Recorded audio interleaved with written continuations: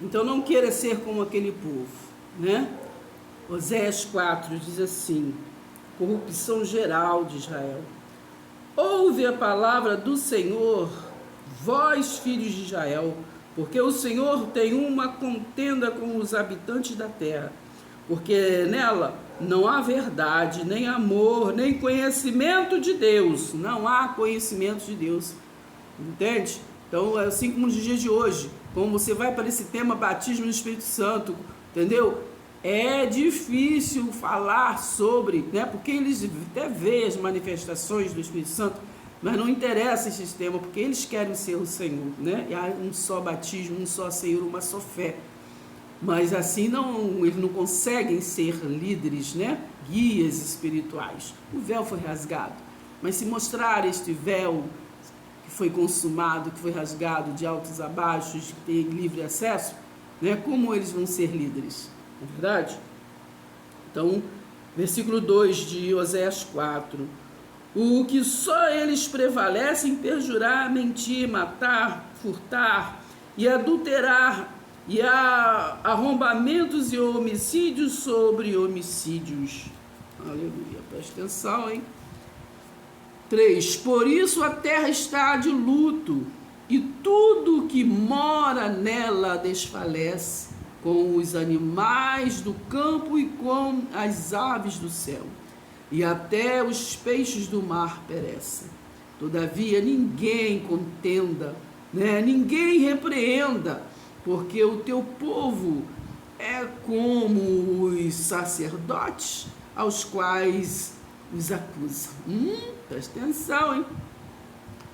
Porque isso tropeçarás de dia, e o profeta contigo tropeçará de noite, e destruirei a tua mãe. Entende? Porque vamos lá, Isaías 29:13. O povo me louva com os lábios, o coração está longe, mas porque maquinalmente fica aprendendo com homens, né? É a hermenêutica, a interpretação do homem, não é verdade? É o objetivo do homem, o alvo é do homem. Não prossegue para o alvo da soberania, vocação em Cristo. Então, 8. Não, vamos a 6. O meu povo está sendo destruído porque lhe falta o conhecimento, né? Geralmente a gente só vê esta frase: o meu povo está sofrendo porque lhe falta conhecimento. Mas vamos continuar? Está escrito assim: porque tu, sacerdote, rejeitaste o conhecimento, também eu te rejeitarei, para que não sejas sacerdote diante de mim, né? Nos dias de hoje, ninguém quer crescer em graça e conhecimento, né? Querem continuar nos costumes, nas tradições, no que eu aprendi assim, foi assado, na tradição do bisa, do vovô, da vovó, na tradição de instituições. Não querem abrir os olhos, não querem botar colírio novo, para estar vivendo um novo e vivo caminho. Então, ele diz assim: o meu povo está sendo destruído porque lhe falta conhecimento, porque tu, sacerdote, rejeitaste o conhecimento, também eu te rejeitarei, para que não sejas sacerdote diante de mim, visto que te esquecestes da lei do teu Deus, também eu me esquecerei de teus filhos. Quanto mais estes se multiplicaram, tanto mais contra mim pecaram. Eu mudarei a sua honra em vergonha. Alimentam-se do pecado do meu povo, da maldade dele tem desejo ardente. Por isso, como é o povo, assim é o sacerdote. E castigá-lo-ei pelo seu procedimento, e lhe darei o pago das suas obras. Comerão, mas não se fartarão. Entregar-se-ão à sensualidade, mas não se multiplicarão, porque ao Senhor deixarão o quê? De adorar. 11. A sensualidade, o vinho e o mosto tiram o entendimento. O meu povo consulta o seu pedaço de pau e a sua vara né, lhe dá a resposta, porque o espírito de prostituição os engana e eles, prostituindo-se, abandonam o seu Deus. Essa prostituição aqui, irmãos, não é a prostituição que nós conhecemos, não. Está falando aqui, prostituição é de adorar vários deuses, né? É de fazer várias coisas, de ver de várias doutrinas, de vã doutrinas, né? Então, é desse jeito. 13. Sacrificaram sobre o cume dos montes e queimam incenso sobre os outeiros, debaixo do carvalho, dos chopos e dos terebintos, porque é boa a sua sombra. Por isso, vossas filhas se prostituem e as vossas noras adulteram.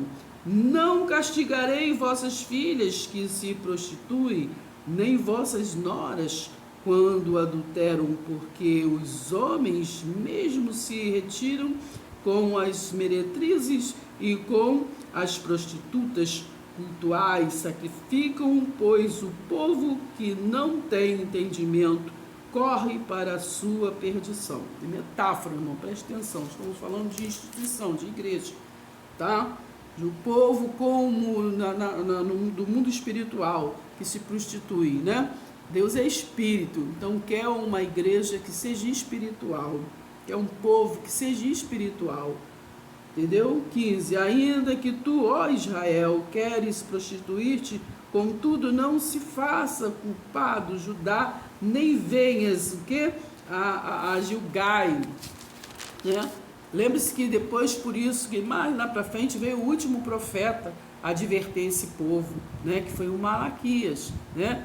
Malaquias, o último profeta, né? Malaquias, o último mensageiro, trazendo para este povo, esse povo aqui corrupto de Israel, trazendo. Então depois Malaquias ficou 400 anos de silêncio até vir o profeta, que foi aquele Nazareno, tá? O Messias, que eram esperados, nem tinham vários Messias, mas aquele que era que foi gerado, né, como filho de Deus, aquele anjo que foi, aquele mensageiro que foi gerado como filho de Deus. Você lê sobre isso lá em Hebreus capítulo 1, né?